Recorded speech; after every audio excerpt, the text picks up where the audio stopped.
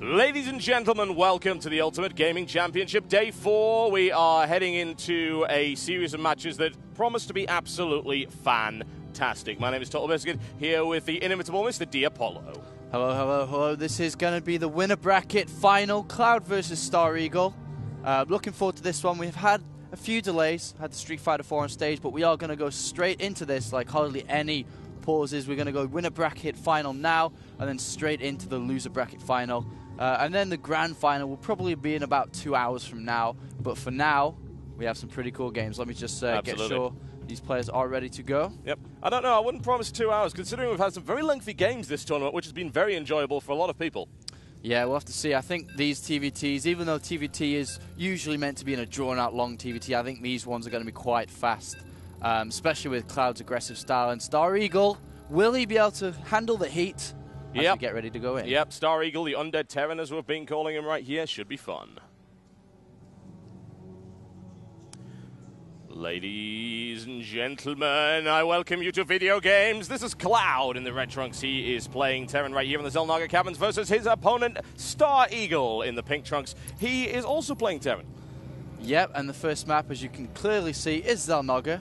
The second map is going to be on Shattered Temple, and the final map, if need be, will be on Metalopolis.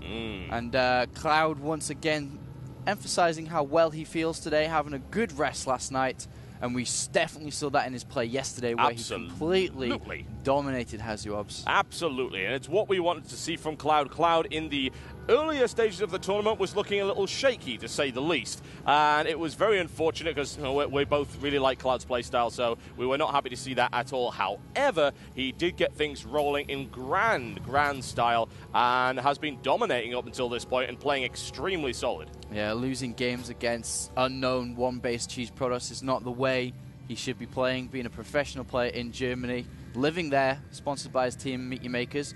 On the other hand, we do have Stareagle, a relatively unknown player for most of you guys, especially for us here. He actually is just an online Terran player, has not really been to many events before. He used to play Brood War and was, quite decent within the Italian Brood War scene that Cloud used to dominate. And this guy, I think, was roughly 4,000 on the ladder, which is quite a feat. A couple of hundred more than me, unfortunately.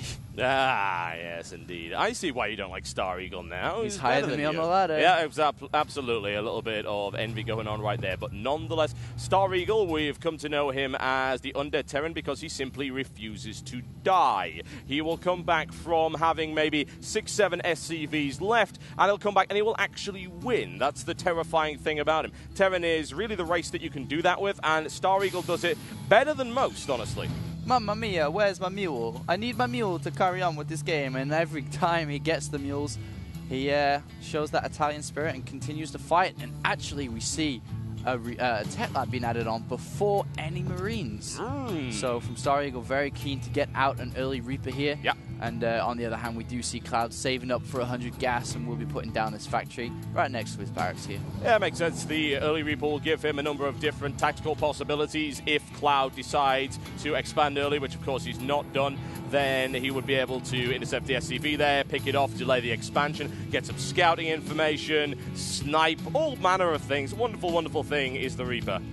Cloud seems to be playing a little bit like Show, where he has not decided to scout, and will most likely be leaving it for a Hellion when this factory is completed and we do see the second refinery going down. So I wouldn't be surprised if we saw a starport being added on here as well. We do have a Marine coming down and an expansion being put down behind this Reaper, and Cloud will be looking to do some damage very early on, because if he doesn't, he will fall behind in the economy lead. Oh yeah, this is the classic European Terran Reaper build right now. You expand behind the Reaper, you use the Reaper to gain scouting information, to gain map control, and maybe even to snipe off some SCVs, which he might be able to do.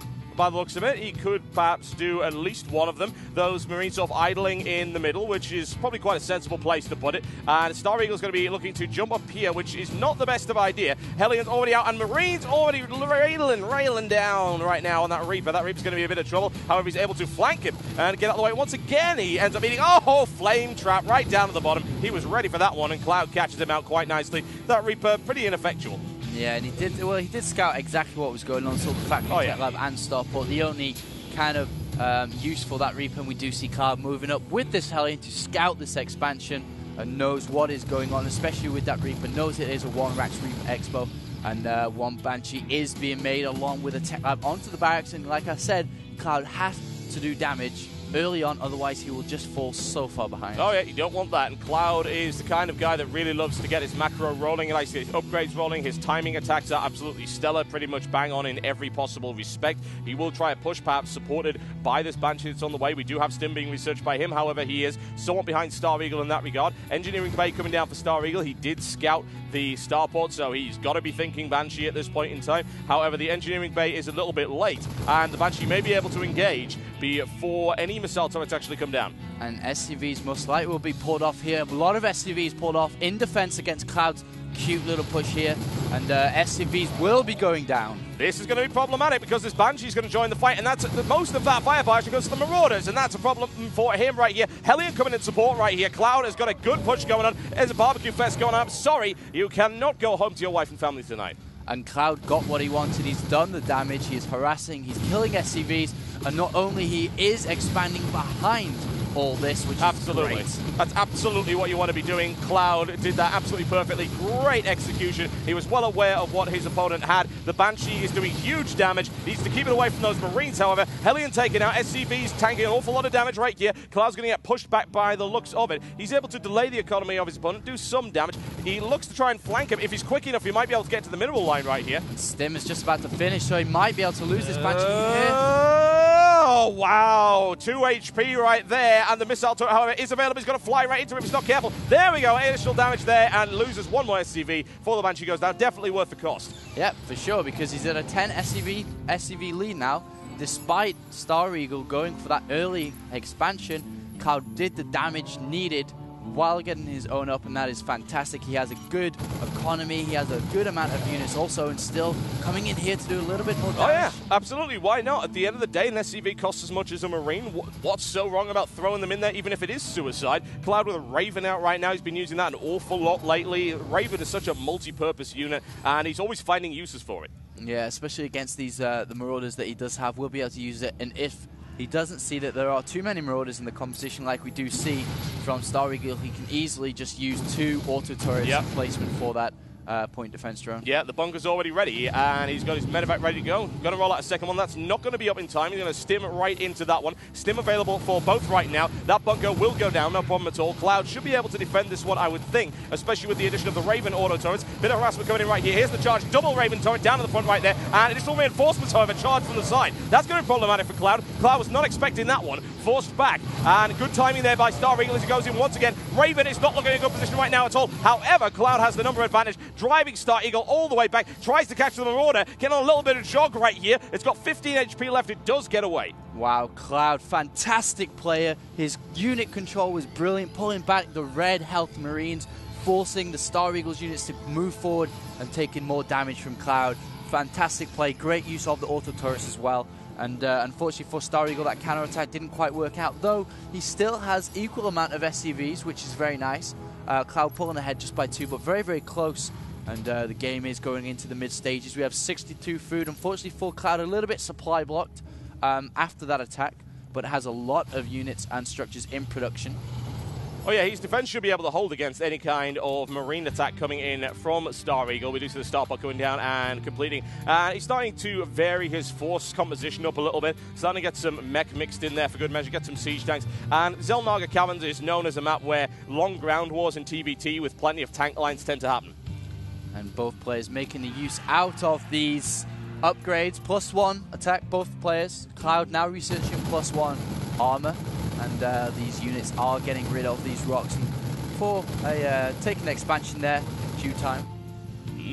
Well, the question is, will Cloud be able to attack in that particular little window right there? He does have an army supply advantage. It's fairly significant. However, once those tanks start rolling, and that's something that Cloud needs to get sorted out himself. He is doing that. He is going into his trademark double upgrades. His timing attacks will definitely come in. You know exactly what he'll do. He does this every single time. He times things perfectly for his attacks to get the maximum advantage over his opponent.